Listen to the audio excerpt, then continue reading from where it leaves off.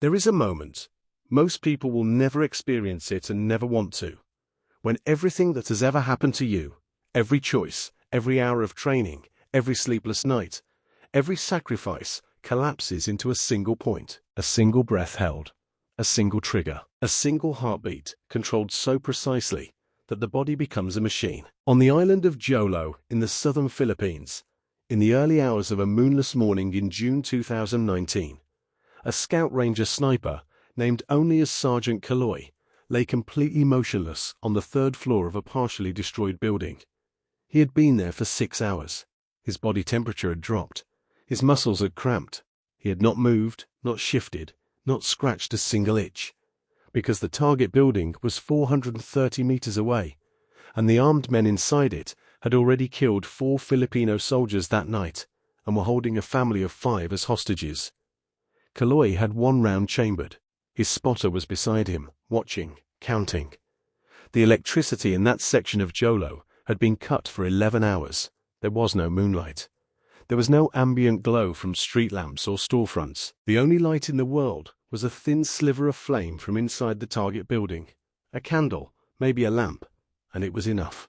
Barely. If you want to know how 1 shot from a Scout Ranger's rifle ended a 6-hour siege, freed 5 hostages, and demonstrated something about Filipino military precision that the entire southern Philippines still talks about today, then hit that like button, subscribe to this channel right now, and turn on the notification bell before this video is over, because this is one of those stories that deserves to be told out loud. To understand what Sergeant Kaloy was doing on that floor in Jolo, you have to understand what Jolo is.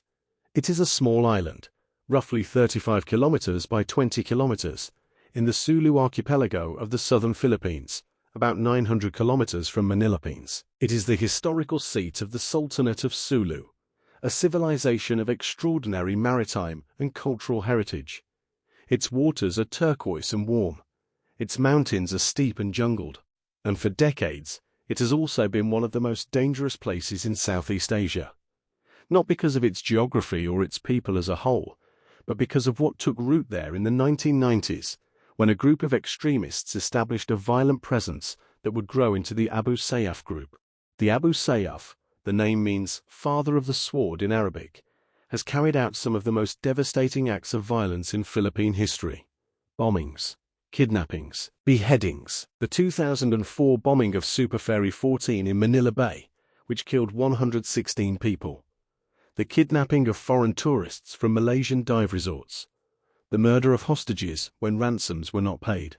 The group, at its peak in 2000, numbered over 1,200 armed fighters. By 2019, sustained Philippine military pressure and support from U.S. counterterrorism advisors had ground that number down to somewhere between 300 and 400 fighters, spread across Jolo, Basilan, and parts of Mindanao. But smaller did not mean harmless. It meant desperate, mobile, unpredictable, and willing to use civilians as shields when cornered. The 1st Scout Ranger Regiment of the Philippine Army was formed in 1950, during a period of internal insurgency, when the country needed soldiers who could go where conventional forces could not. They were modeled partly on the American Alamo Scouts and the U.S. Army Rangers, but shaped from the beginning by the Philippine terrain and the Philippine character. 75 years later, the Scout Rangers are still the force that gets sent when the mission is too complex, too dense, too dangerous for ordinary infantry. Their training school at Camp Pablo Texan in San Miguel, Bulacan, runs an 8-month course that produces the most unconventional fighters in the armed forces of the Philippines. The attrition rate is severe. Not everyone who starts the Scout Ranger course finishes it. The ones who finish are sent to the places that need them most. And in 2019, that meant Jolo. The 7th Scout Ranger Company had been operating in Sulu for several months before the night of June 12th. They knew the terrain. They had mapped the neighborhoods, the road networks, the footpaths through the hills, the alleyways of Jolo City, where Abu Sayyaf fighters moved at night, slipping between civilian districts and jungle tree lines, with the ease of people who had been doing it for years. The Scout Rangers knew which streets were safe after dark. They knew which ones were not. And they had learned, through months of careful intelligence work and painful experience, that the Abu Sayyaf's greatest weapon was not its weapons. It was its knowledge of the ground. Sergeant Kaloy had been part of the 7th Scout Ranger Company for 4 years. He had grown up in the Cordillera region of northern Luzon, mountain country, steep ridgelines, cold mornings, the kind of terrain where you learn early that movement is noise and noise is danger. He had joined the army at 20, gone through the Scout Ranger course at 23, and had been assigned to Sulu because the army puts its jungle fighters where the jungle is. In Jolo, he had adapted quickly. The southern jungle is different from the northern mountains, hotter, wetter, denser at the canopy level, with a different set of sounds and smells and dangers. But the fundamental skill of reading terrain, reading movement, reading the difference between a natural sound and a human-made one translated completely. He had become one of the company's designated marksmen within 18 months of his arrival in Sulu. His shooting record was not the kind that gets celebrated at press conferences or printed in newspaper profiles. It was the kind that gets logged in unit after action reports and discussed in briefing rooms. Precise, patient, effective. His commanding officer, Captain Reyes, later described Kaloy in a way that captures something important about what makes a sniper in the Philippine context. He said, "Kaloy does not think about the shot when he is shooting. He thought about it for the previous 6 hours. By the time the moment comes, the decision has already been made. All he does is execute it." On the evening of June 12, 2019, intelligence came through one of the civil intelligence networks that the Scout Rangers had built in Jolo over months of careful relationship building with local communities. A small group of Abu Sayyaf fighters, estimated between 6 and 9 men, had moved into a residential compound in Barangay Busbus on the eastern edge of Jolo City. They had taken a family hostage, the father, the mother, and 3 children ranging from 7 to 15 years old. The father was a local government employee. He was not wealthy. There was no political angle to the seizure. This was pure leverage, the kind of desperate, tactical hostage-taking that Abu Sayyaf used when cornered, using civilians as human shields to prevent a direct assault and buy time to negotiate an escape route or a ransom. Philippine military doctrine in hostage situations involving children is clear and has been shaped by painful experience. No assault that puts the hostages at direct risk. The soldiers contain, surveil, and wait for either a voluntary release or an opportunity that can be taken without endangering the innocent lives inside. That clarity of doctrine, in practice, means a lot of waiting. And waiting, when armed men with a history of murdering hostages are inside a building with a family of 5, is one of the hardest things a soldier is ever asked to do. The 7th Scout Ranger Company established a perimeter around the compound within 40 minutes of receiving the intelligence. 6 teams, 12 soldiers per team on rotation, covering every approach, every exit, every rooftop that gave a line of sight into the compound. The Jolo City power supply had been cut to the sector at 6 p.m. as a standard operational procedure. Darkness is a tool that the Philippine military has learned to use, because it favors trained soldiers with disciplined light discipline over armed groups who depend on the familiarity of a lit environment. Inside the compound, within 2 hours of the perimeter being established, there was a single light source. It flickered. It was behind a partially covered window on the ground floor. It was enough to cast shadows. And shadows tell stories if you know how to read them. Sergeant Kaloy was positioned on the 3rd floor of a partially destroyed apartment building, 430 meters to the northwest of the target compound. The building had been damaged in a previous incident months earlier and was uninhabited. From the eastern-facing window, carefully masked on 3 sides with dark cloth to prevent any light from entering or leaving, Kaloy and his spotter, Corporal Dindo, had a clear line of sight to the northern face of the target compound. Not to the window with the light, to the door, to the roofline, to the narrow passage between the compound's outer wall and the building beside it, which intelligence suggested was the most likely escape route if the Abu Sayyaf fighters decided to move the hostages. The wait began at 7:15 p.m. By midnight, 4 hours and 45 minutes into the surveillance, nothing had changed. The Philippine Army negotiator assigned to the situation had been making contact through an intermediary, a community elder with relationships on both sides of the conflict, attempting to open a dialogue with the Abu Sayyaf fighters inside. The early messages had not been encouraging. The fighters were demanding safe passage out of Jolo by boat. They wanted a vehicle. They wanted guarantees. They wanted things that the military was not in a position to provide and that civilian leadership had not authorized. This is the operational reality of hostage situations in Jolo. The Abu Sayyaf had done this before. They knew how to use civilian hostages as a clock, keeping the military from acting while demanding the kind of concessions that, if granted, would simply fund and enable the next operation. The Scout Rangers on the perimeter understood this. They had been briefed. They held the line, and they waited, and they kept their sectors clear, and they did not move, except when ordered to. At 12:30 a.m., the first sound of shots came from inside the compound. 2 rounds, rapid succession, then silence. The radio traffic was immediate. The situation was escalating. No confirmation of casualties inside the compound. No visual on the hostages. The negotiators' channel had gone silent. Whatever conversation was happening inside that building, it had stopped. Captain Reyes made the assessment that the Scout Rangers had trained specifically for not a blind assault, not a withdrawal, a precisely targeted intervention if the opportunity presented itself. He got on the radio to Kaloy. 3 words. You have authorization. What happened next in the next 90 minutes is the kind of operational sequence that only makes sense when you understand what Scout Ranger snipers actually train for. They're not training for distance shooting in controlled conditions. They're not training for clean silhouettes against blue skies at a known range, with calibrated wind data. They train for the opposite, for the conditions that exist in places like Jolo, where the range is never clean, the light is never adequate, the target is never stationary, and the margin for error is measured not in centimeters on a paper target, but in the lives of the people you are trying to protect.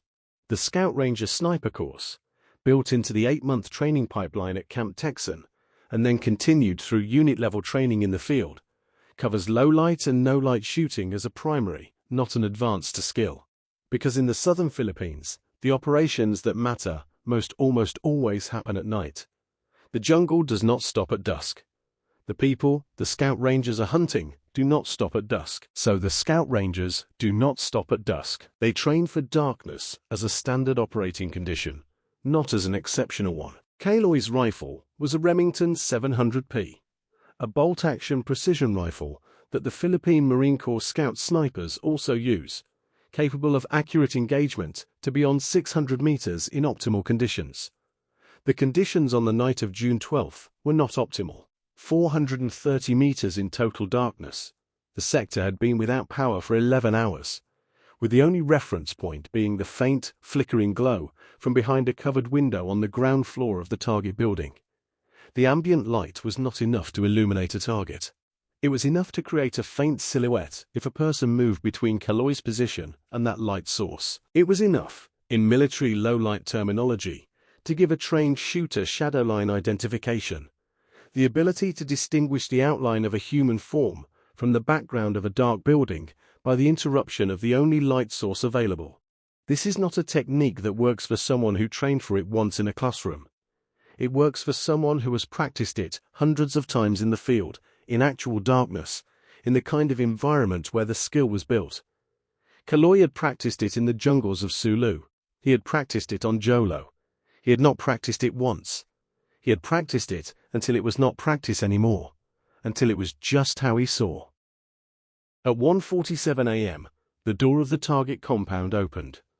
Corporal Dindo reported the movement first. His role as spotter was to watch the wider frame, while Kaloy watched the narrow lane of his scope. 2 figures emerged. One was larger, moving with the deliberate posture of someone who expected to be shot at and was using the figure beside him as a shield. The figure beside him was smaller. The negotiators' earlier communications had established that the youngest child in the hostage family was 7 years old. The smaller figure was moving, not willingly, not freely, being directed. This was the moment that Scout Ranger training prepares for, and that no training can fully simulate, because the training uses paper, and the reality uses people. The armed figure was using the child as cover, placing the child between his body and the direction he believed the military perimeter was concentrated. He was not wrong about where the perimeter was. He was wrong about where the threat was. Corporal Dindo said 3 words on the internal channel. Man. Partial exposure. Left. Kaloi had already seen it, in the faint shadow line cast by the compound's interior light onto the exterior wall. The armed figure had shifted, a fraction of a degree, no more, to orient toward the waiting vehicle that had been positioned as part of the negotiation stall. That shift created a gap, a narrow, dark, 430-meter gap between the edge of the child's position and the armed man's exposed shoulder and partial head. In bright daylight, a skilled shooter takes that shot with confidence. In total darkness, at that range, with a human child's safety as the boundary condition on one side, that shot requires something that goes beyond skill. Captain Reyes said afterward, in the after-action review, that what Kaloi did in the next 11 seconds was the most precise thing he had ever witnessed in 22 years of military service. 11 seconds. That is how long, from the moment of the partial exposure to the trigger pull, Dindo's recording of the event measures. In 11 seconds, Kaloi confirmed the target, confirmed the gap, confirmed that the child was not in the path of the round, accounted for the distance, controlled his breathing down to the dead space between one exhale and the next inhale, where the body is most still, and fired. The round traveled 430 meters through total darkness at over 800 meters per second. It arrived before the sound did. The armed figure went down. The child, startled, stumbling, was grabbed by a Scout Ranger from the Eastern team, who had been positioned for exactly this contingency, moving the moment the shot cleared and covering the distance from his position to the compound entrance in under 4 seconds. The door of the compound had not closed. The confusion inside, the sound of the shot, the fall, the sudden absence of the man who had been directing everyone, lasted long enough for the perimeter teams to enter and secure the remaining fighters. The father and mother and the 2 older children were found in an interior room, unharmed. The youngest child was returned to her mother on the street outside the compound within 6 minutes of the shot being fired. There were 5 Abu Sayyaf fighters inside the compound. 2 were detained during the entry. The remaining fighters, understanding that their leadership was gone and the perimeter had closed, surrendered before the assault teams reached the back of the building. Nobody else was hurt. No soldiers were wounded in the final entry. No hostages were harmed. The family of 5 was transported to a military medical facility for evaluation and cleared within 2 hours. By dawn, the operation was formally complete. The after-action report, the military's internal documentation of what happened, what worked, what did not, what should be replicated, noted the single most significant tactical decision of the night as the sniper engagement at 1:47 a.m. It noted the distance, 430 meters. It noted the light conditions, ambient only, equivalent to deep shade visibility, power supply severed. It noted the target presentation, partial, moving, protected by a civilian. And it noted the outcome, hostile neutralized, hostage physically unharmed, objective achieved without assault phase casualties. What the after-action report does not capture, cannot capture, because these things do not fit in fields and checkboxes, is what it cost Sergeant Kaloi to wait 6 hours in complete darkness, watching a building where a 7-year-old child was being held, knowing that the shot he had been authorized to take might present itself or might not, and that the quality of his waiting was as important as the quality of his shooting. The Scout Rangers do not publicize their snipers. This is a deliberate institutional decision that has nothing to do with false modesty and everything to do with operational security and force protection. In the southern Philippines, a sniper who becomes publicly known is a sniper who has become a target. The Abu Sayyaf and its allied networks have a history of conducting targeted operations against identified Philippine military personnel and their families. The identities of Scout Ranger snipers who have conducted high-profile engagements in Sulu and Basilan are protected with the same seriousness that other nations apply to their most sensitive special operations personnel. Sergeant Kaloi's real name is not used here. His photograph does not appear in this account. His unit number has been generalized. This is not because his story should be hidden. It is because his story should be told without making him a target. He is still active. He is still serving. He is still doing the work that he trained for, in the places where that work needs to be done. The family, whose youngest child he pulled back from the edge of a terrible outcome, lives somewhere in the southern Philippines. They have lives. The children are still growing. The father still goes to work. The mother still makes morning meals. They are ordinary people who got caught in something extraordinary, and then were given back to their ordinary lives by a soldier lying on a concrete floor in the dark for 6 hours. That is what the shot was for. The Philippine Army Scout Rangers have been operating in the Sulu archipelago in various forms for decades, and the institutional knowledge they have built about that specific environment, the geography, the communities, the movement patterns of armed groups, the human terrain that shapes every military decision, is one of the most sophisticated in Southeast Asia. The 2002 joint operations with American Special Forces under Operation Enduring Freedom Philippines, which ran for 12 years and involved hundreds of U.S. advisors working alongside Filipino forces, provided significant training in counter-terrorism techniques. But the Scout Rangers brought something to those joint operations that the American forces recognized and respected: a baseline understanding of the local environment that no amount of satellite imagery or technical intelligence can fully replicate. The American advisors, many of whom came from the 1st Special Forces Group, later described working with Scout Rangers in Vigil and Jolo as one of the most instructive experiences of their careers. Not because the Filipinos had better equipment, they did not, but because they moved through the southern Philippine jungle the way people move through their own houses. They knew where to step. They knew what sounds were normal and what sounds were wrong. They knew how to read a community's behavior to detect the presence of an armed group that had moved in the night before. That knowledge is not in any manual.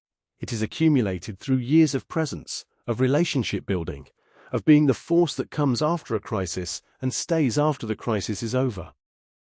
The Light Reaction Regiment, the Philippine Army's primary counter-terrorism unit, formed in the early 2000s specifically to address the kind of close-quarters, hostage-involved operations that the Jolo environment requires, works in close coordination with the Scout Rangers. The LRR is recruited from Scout Ranger and Special Forces veterans with at least 3 years of combat experience. Its soldiers are the people who have already proven themselves in the field and then been selected again for further specialized training in hostage rescue, close quarters combat, and rapid response. When the Scout Rangers establish a perimeter and a sniper position, the LRR entry teams are the ones who move when the perimeter is breached. On the night of June 12th, the soldier who covered the distance from the eastern perimeter to the compound entrance in 4 seconds after Kaloy's shot was an LRR corporal who had deployed to Jolo 3 times and who had practiced that specific movement, sprint from cover to target building entry, hundreds of times in training scenarios that approximated exactly this environment. Nothing about his 4-second sprint was improvised. Everything about it was the product of institutional preparation applied to a specific moment. That is what the Philippine military has built in the South. A system of interlocking capabilities. Scout Ranger intelligence and surveillance, NAVSOG maritime operations, LRR rapid response, Marine Corps ground holding, that functions as an integrated whole rather than a collection of separate units. The sniper shot that ended the Battle of Bus was not one soldier's achievement.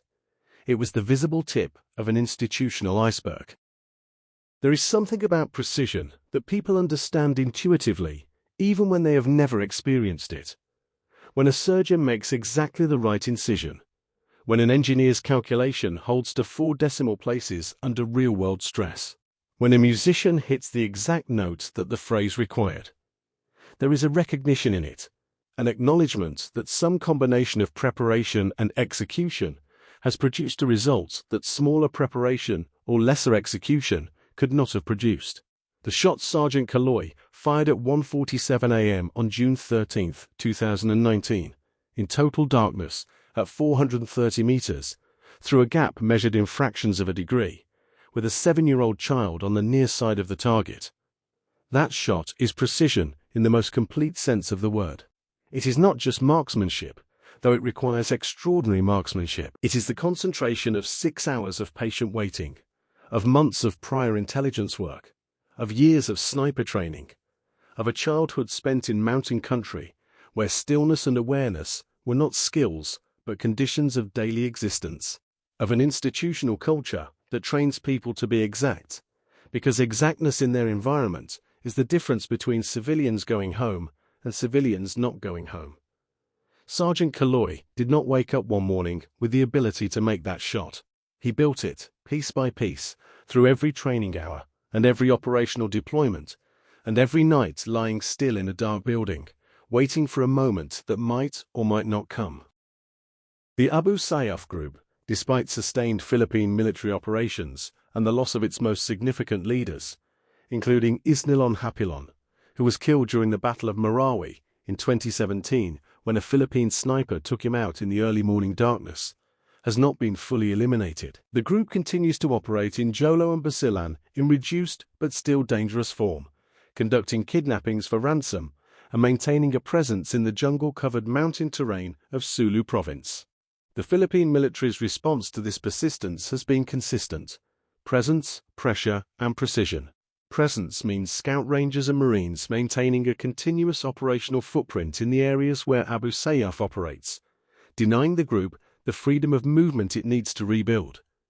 Pressure means regular operations that disrupt planning and force constant repositioning.